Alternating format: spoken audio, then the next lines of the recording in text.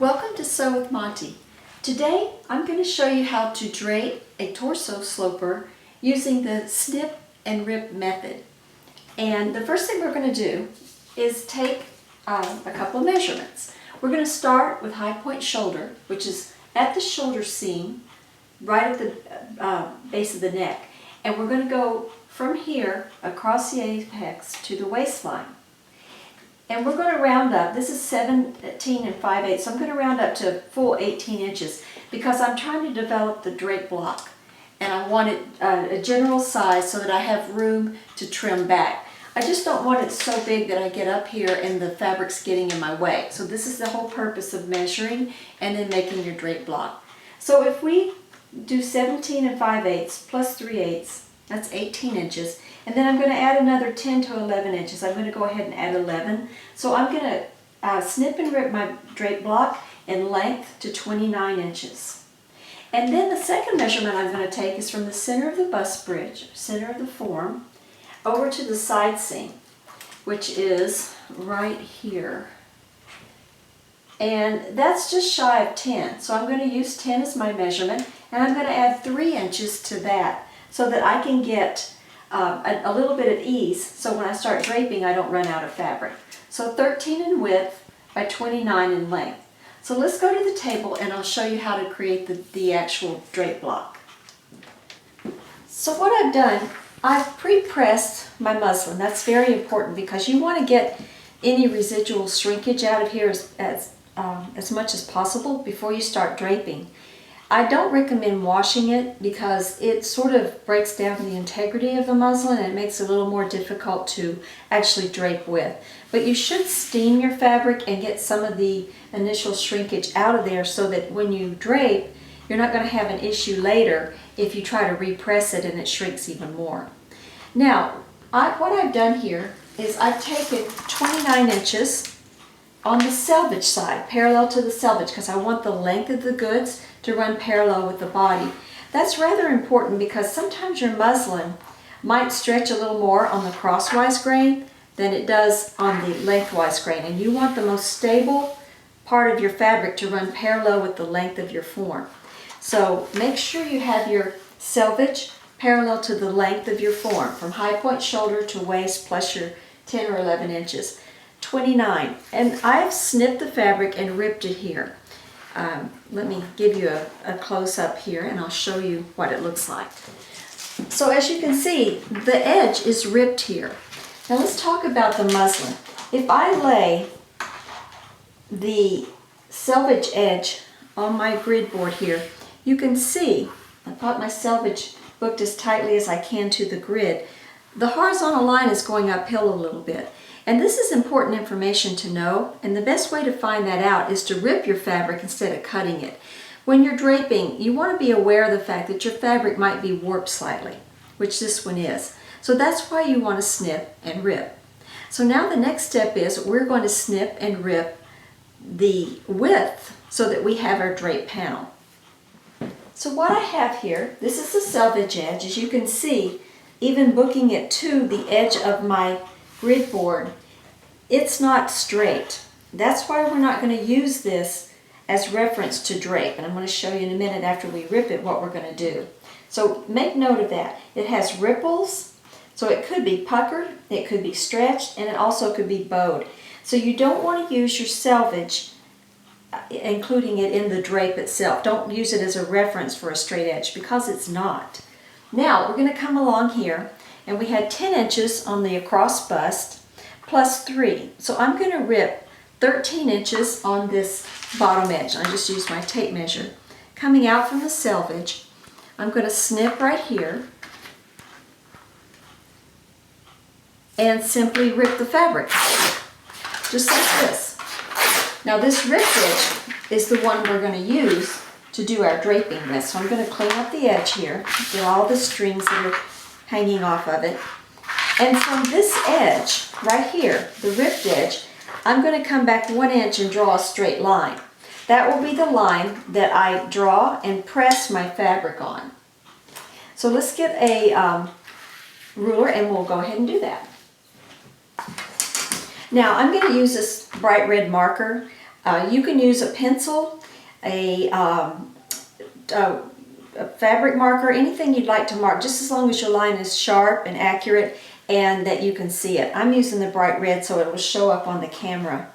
And I'm going to book my fabric to one of the lines here on the table, and then I'm going to take my straight edge and book it approximately 1 inch away from that line using my grid board so that I can see where that's at. And then I'm just going to simply draw a line right here, making sure that I keep it straight. Now notice I'm not using my selvage edge, I'm using the ripped edge, because the selvage could influence this line and cause it not to be accurate when I start draping. And you want to have an accurate line when you're draping. So the next step is we're going to press this under, and then we're going to take it back to the form and start draping the front torso sloper. Now we're ready to start draping our front torso sloper. So the first thing we want to do is align our folded edge. See where we've pressed and folded this edge right here? We want to take that edge and align it with the center front of the form, making sure we don't pull it so tight that we put pressure on the bust bridge. This is the tape that goes across from apex to apex to the side seam to let you know where the pinnacle of the bust is. So you don't want to push too hard on this so that you cause that to go in. And we want to align it with the center front. But before we start pinning, we want to make sure that we have enough fabric right here to cover high point shoulder. So I'm going to pull it up, holding center front neck, and making sure with my index finger and my thumb that I have enough to cover high point shoulder here. I'm going to go up just a little bit more because I'd like to have insurance that I have plenty there. See, so I like to have about 1 inch up here. So knowing that, I can go ahead and pin my center front. So I'm going to pin center front, putting my pins in sideways. I like to use steel head pins. That way if I drape over top of this for any reason, the little ball of my pin doesn't get in the way. Then I'm going to come all the way down to the base of the waist. That's the bottom of the tape on your form. And I'm going to pin it as well, trying to put my pin in sideways because that's where I'm going to get the best purchase. And I put the pin in against the pull. If I'm pulling on the fabric this way, I don't put the pin in the same direction I'm pulling. I want to go against the pull. So that pin is in. Now the next pin I'm going to line up with is my bust bridge. And I've drawn a line on the center part of my bust bridge. It's fine to do this. Just remember, if you ever have to adjust the bust bridge, to keep that line in alignment with the center front of your form. Now I've got a pin here, a pin at the bust bridge, a pin at the waist. The next pin I'm going to put in is in the high chest, right almost in the middle between my bust bridge and my center front neck. The next one's going to be in the midriff. Same way, almost halfway between my waist and my center front neck. So I'll have 5 pins in the bodice area. Then I'm going to come down in the bottom section, in the hip section, and on the abdomen about 3 to 4 inches down, I'm going to put a pin. And then at the full hip, 9 to 10 inches down, I'm going to put another pin. This way, these 7 pins will hold my front drape in place while I'm pulling on the side seam and adjusting.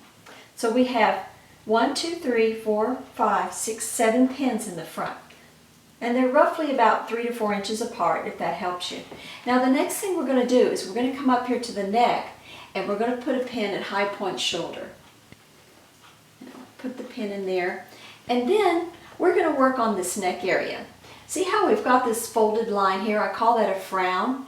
We want to get rid of the frown so that my neck lays very nicely. It may, after we've done this, it may require replacing the high point shoulder pin. So now I'm going to take my scissors and I'm going to cut this point off, roughly about 1 inch to 3/4 of an inch above the frown or fold line. Then you want to start clipping down toward the neckline, making sure you don't clip into the neck seam, but just clip a little bit. And as you see, it starts to release the tension and the frown line goes away.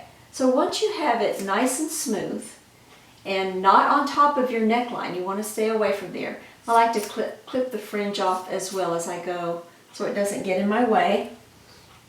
And I'm going to clip a little bit more because I still see some resistance in there.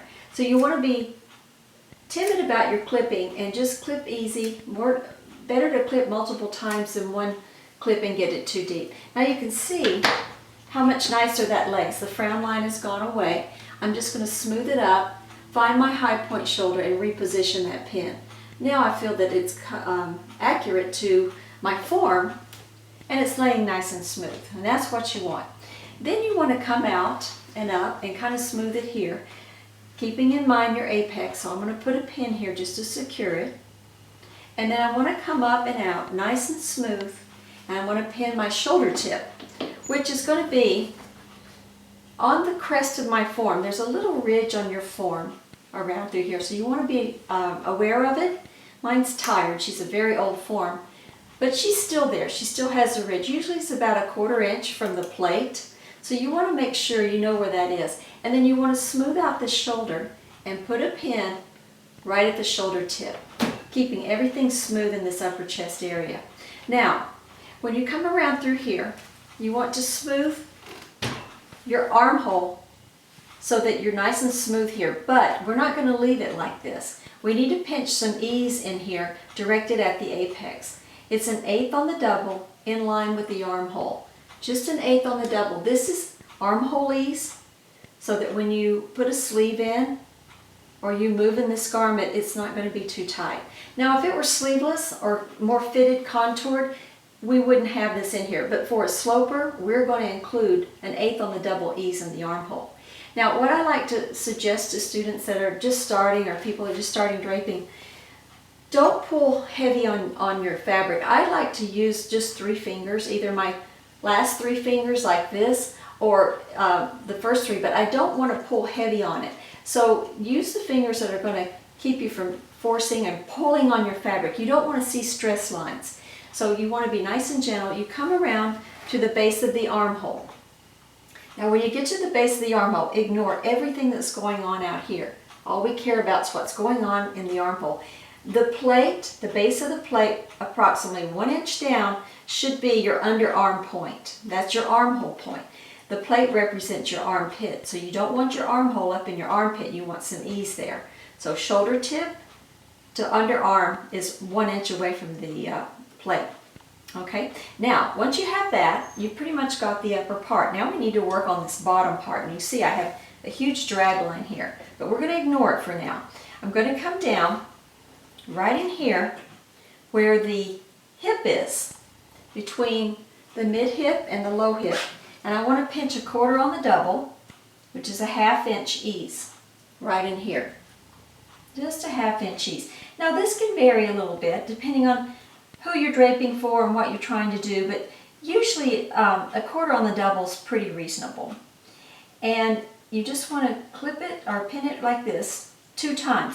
Now why I put 2 pins in there, if I just put 1 in there, it will pivot, it will open up, and you won't have an accurate amount of ease. And you want to secure this ease before you finish your drape. So I'm going to come over here, right in line with those pins, and I'm going to pin my side seam. So right here I'm going to put 2 pins in, pulling it taut but not tight. I don't want to pull it till I see stress lines, but I want it nice and snug because I've already reserved the ease I need. I don't need to leave any more in there. So you want it taut, not tight. 2 pins again in the side seam against the pull so that it makes it nice and smooth, and it keeps it from pivoting or rocking when you finish your drape. Now we're going to talk about the side of the form here. So the rest of this fabric here, picking up the slack here, that's going to be your side seam dart. And you want to try to direct it toward the apex. Now sometimes when you're draping, depending on how full the bust is on your form, your dart may want to go slightly above the apex because of the roundness of the apex or the bust. And that's okay, just leave it, because when we get to paper we can adjust it. Your whole goal here is to try to get it as close to the apex as you can. If it's not right on top, don't get frustrated with it. We'll fix it when we fix the pattern. So once you have the slack taken up on the side with the dart, see how I've got it nice and smooth here? I've got the intake or the extra fold pointing downward. You want that. You want to pin the dart without sticking it to the form. So you're going to pin it to itself. 2 pins here, that's enough. And make sure that you've got it pinned close to or not right in line with your side seam. Okay, now before we pin the waist, we want to pull it here a little bit. And see, I've got a lot of tension going on. And that's okay for now, because what we're going to do is we're going to go ahead and pin that waist. Pin it right at the base of the tape. Check yourself to make sure you're there. And then we're going to clip the extra fabric into that pin, just about a 1/4 inch away. And that's going to relieve a lot of the tension and give me a chance to assess the situation and start to readjust some pinning. I see that this pin needs a little adjustment. I'm going to pull it just a little bit more. And I'm also going to put my midriff pin in now. And that's going to change a lot here for what's going on. And I'm going to put another pin at high hip. So now I've successfully pinned my neck, my center front, my neck, my shoulder, around my armhole, leaving a little ease there, my apex, the dart going to the apex, a side dart, and my side seam. Now we still have a drag line here, but we're not done. We're going to come back to the front and remove these ease pins. Now without these ease pins in here, it's very difficult, if not almost impossible, to get the vertical dart in.